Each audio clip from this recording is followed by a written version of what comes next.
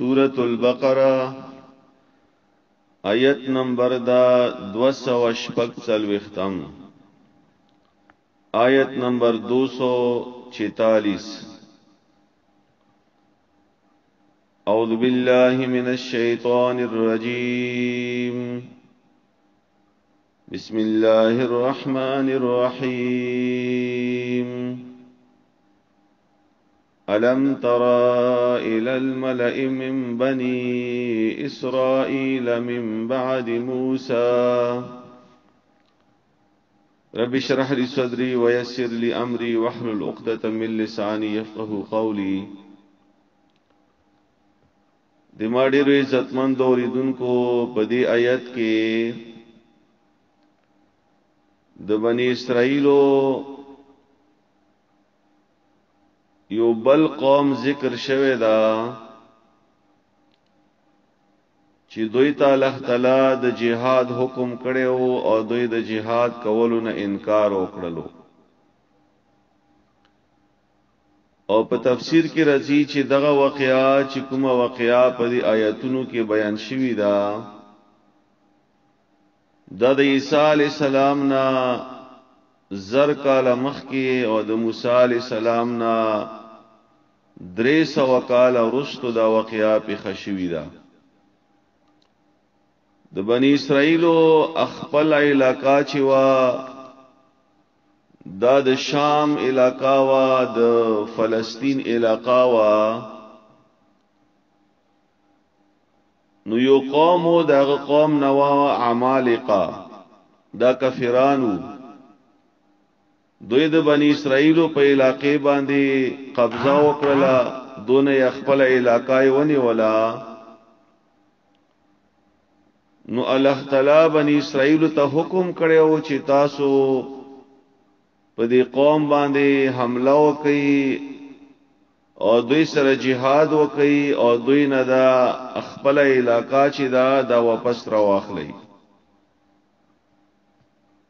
او بل خبره داوا چې دی قوم ظالم قوم او د دوی مشر جالوت نمیدو هغه جالوت چې او هغه د بنی اسرائیل چې کومه تبرکات د موسی علی السلام چې کوم هغه بقایا جات د هغه چې کوم تبرکات هغه هم دوی نه نیولیو او د بنی اسرائیل د دې قوم په دې وخت کې چې کوم پیغمبر وو دا غنوم په قران پاک کې نه درغله خو بهر حال دا د بنی اسرائیل یو قوم وو چې دوی jihad نه انکار کړو نو الله فرمایي چې علم ترى آیتا نه دلیدلې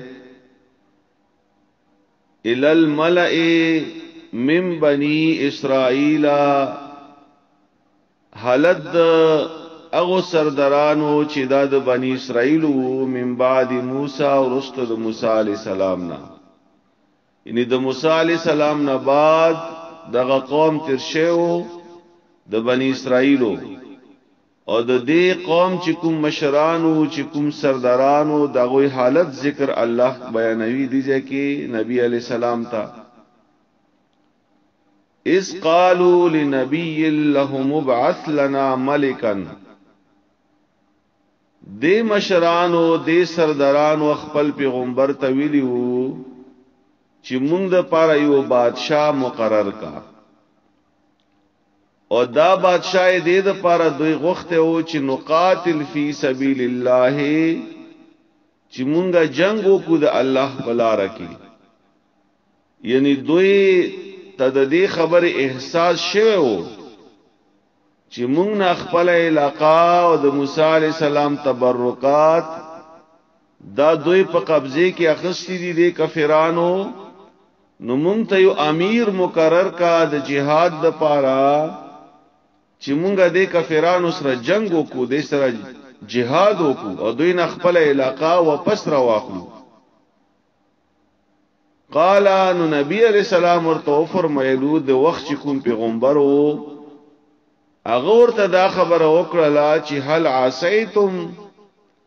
آیا داس خو بنوی ان کتب علیکم القتال چې کچېره فرض کړی شي پتا سو باندې جنگ الله تقاتلوا اسنا چې تاسو بیا جنگ ونه کوي یعنی دا پیغمبر خو په دوی باندې پوي وو نو هغه ورته په جواب کې و فرمایلو چې اې د ما قوم سردارانو مشرانو تاسو خو د جنگ خبره کوي د جهاد خبره خو کوي او ځان د پاره یو مشر غواړي خو اسنا چې الله در باندې مشر مقرر کی او بیا تاسو جهاد نه انکار ونه کوي قالو نو دې مشران ویلو خپل پیغمبر ته وما لنا الا نقاتل فی سبیل الله څه شي دی په مونږ باندې چې مونږ به جنگ نه کوو د الله په لار کې یعنی مونږ به خامخا جنگي ګو د الله په لار کې وقد اخرجنا من دیارنا وابنائنا او حال دادا چې مونږه استلی شویو د خپل کورونو نه او د خپل زامنو نه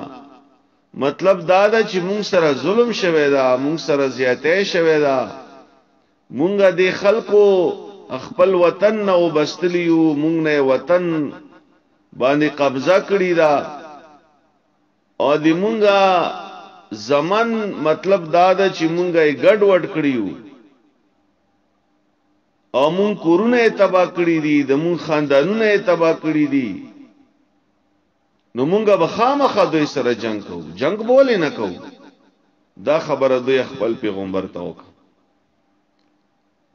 فلما كتب عليهم القتال خو هر کله چې فرض کړل شو په هغه باندې جنگ یعنی کله چې هغه د پاره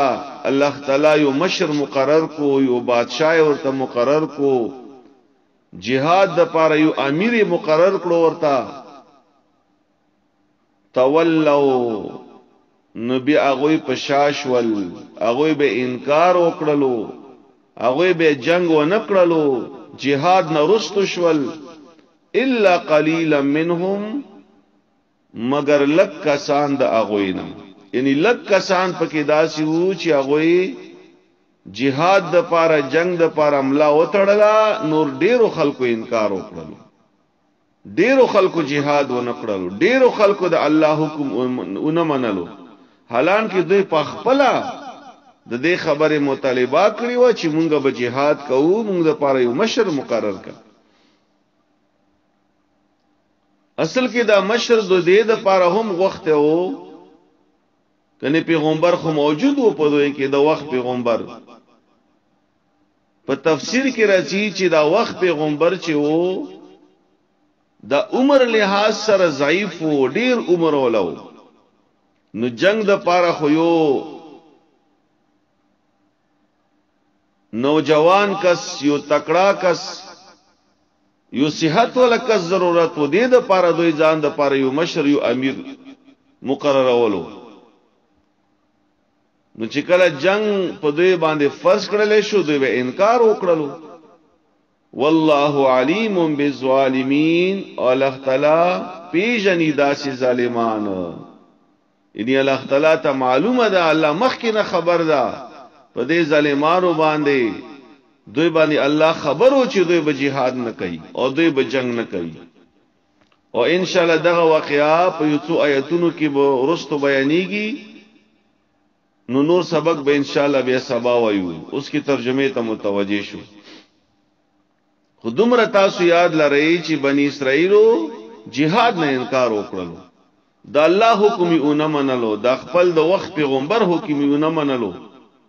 او دوی هر وخت هم دغه کار کړي د خپل پیغمبرانو سره او دا واقعیا موږ د پاره ځکه الله بیانوي چې اے د نبی علی السلام امتیانو تاسو باندې شریعت چې څه فرض کړی دي چې مقرر کړی دي په دې باندې عمل وکړي او د جهاد وخت چې در باندې راشي کافر سره د جنگ کول وخت راشي نو بیا ورستو کېږي نه بیا به پڅټ کېږي نه علم ترى آیاتان دلیدل ال الملئ حالت د اغو مشرانو من بنی اسرائیل چې د بنی اسرائیل مشرانو من بعد موسی رسل د موسی علی السلام نا اذ قالوا کله چې ویلو اغه لنبی له مبعث لنا اغه ویلو یو پیغمبر ته یعنی خپل پیغمبر ته چې مقرر کوم د پاره ملکن یو بادشاہ نقاتل چې مونږه جنگو کو فی سبیل الله د الله پلار کې قال نو خپل پیغمبر ورته دا خبره کړی وا هل عسیتم آیا داس خو بنوی ان کتبا کچری فز کړل شي علیکم القتال پتا سو باندې جنگ الله تقاتلوا او بیا تاسو جنگ ونکئ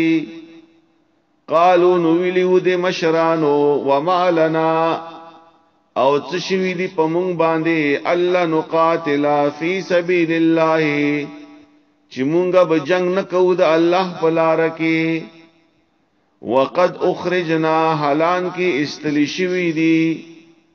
یا استلیشوی مونږه من دیارنا د خپل کورونو و ابنائنا او د خپل زمننا فلما كتب عليهم القتال نو هر کله چې فرض کړل شلو پاغوي باندې جنگ